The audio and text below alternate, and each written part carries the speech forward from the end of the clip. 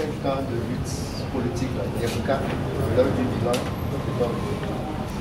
Oui, nous tenons vraiment à vous remercier pour cette occasion que nous vous offrons ce soir en ce qui concerne la célébration des 5 ans d'existence de la dynamique Monseigneur Podjo.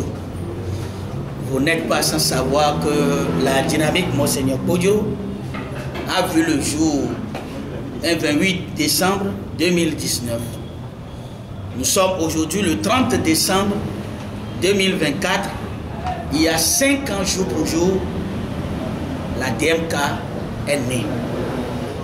Je voudrais ici remercier Dieu Tout-Puissant et les membres de nos ancêtres qui nous ont soutenus dans ce parcours très louable, puisque nous avions réussi à vaincre le mal partout où cela est arrivé. Et vous devez savoir également que le peuple togolais a fait confiance à la dynamique Monseigneur Podjo pour ce qui concerne les élections présidentielles du 22 février 2020, élections que Dr Gabriel Mensah Agbemekodjo a gagné haut les mains. Et si nous prenons le parcours de la DMK depuis les élections présidentielles du 22 février jusqu'à ce jour, la DMK doit être félicitée par le peuple togolais. Et c'est la première fois que nous avions vu un regroupement politique tenir tête à un régime cinquantenaire ou soixantenaire.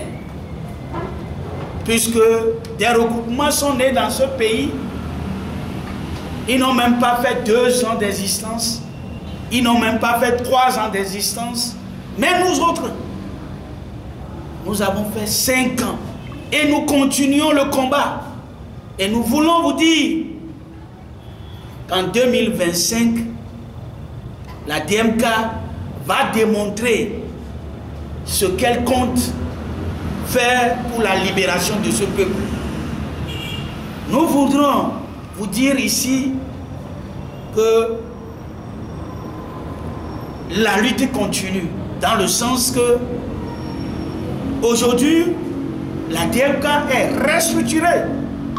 Ce n'était plus la DMK que la population a connue au temps de Philbert Atisso, qui a été le premier coordinateur, au temps de Brigitte Kafuadamagbo Johnson, qui a été le 2e coordinateur, mais avec le passage de M. Paul Missia Beto, et nous qui sommes aujourd'hui à la tête de la DMK, nous voulons dire merci à Dieu.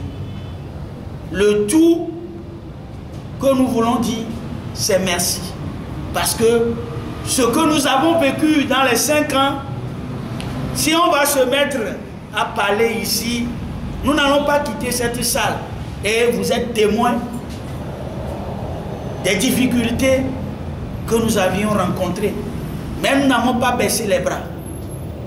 Dieu est du côté de la DMK et nous continuons le combat pour la libération du peuple togolais. Monsieur le Président, le Togo change de régime. Êtes-vous prêt finalement à l'accompagner ou bien rester toujours dans la République? Est-ce que la DMK va rester toujours républicaine ou va-t-elle changer avec le régime? Vous savez très bien que la Constitution du 14 octobre 1992 dit qu'avant tout changement ou toute modification d'une constitution, nous devons aller vers la population pour lui demander: est-ce que vous êtes d'accord que la constitution soit changée? Est-ce que vous êtes d'accord que la constitution soit modifiée? Nous ne sommes pas allés à un référendum. Si aujourd'hui Fonia Singbe et sa clique opèrent des coups de force, la DMK n'est pas dans ce schéma. Nous ne sommes pas dans ce schéma. Et pour nous, nous sommes toujours dans la 4e République. Si Fonya Singbe, pour lui, il est dans la 5e République. Nous, à la DMK, nous sommes dans la 4e République. Et nous comptons conduire le peuple togolais dans la 4e République. Et c'est pour cela que nous disons qu'en 2025, nous devons aller à une assise nationale où on doit redéfinir les choses pour aller à une constituante et à une refondation éthique de la nation togolaise. Si ce régime moribond ne veut pas laisser faire, vous verrez ce que ça va donner. Nous disons que 2025, ça change ou ça casse. Monsieur le Président, un résumé des projets de la DMK pour 2025. Oui, pour 2025, nous disons que nous allons tout faire pour être dans un front de libération nationale.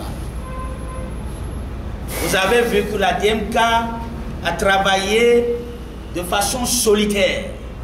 Mais pour 2025, nous allons évoluer en un front de libération nationale. Et le résultat que ce front va donner pour le peuple togolais, vous et nous, vous êtes là et vous saurez le moment venu apprécier. Donc, ça change ou ça casse.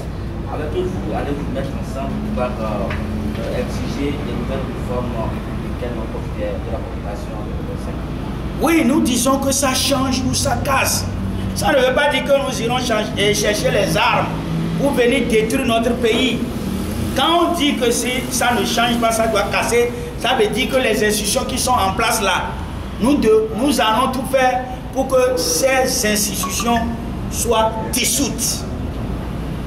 C'est de ça que nous sommes en train de parler, que ça passe ou ça casse. Les institutions en place aujourd'hui là doivent disparaître pour laisser place à de nouvelles institutions pour conduire la destinée du peuple togolais. Merci, M. le Président. C'est à moi de vous remercier.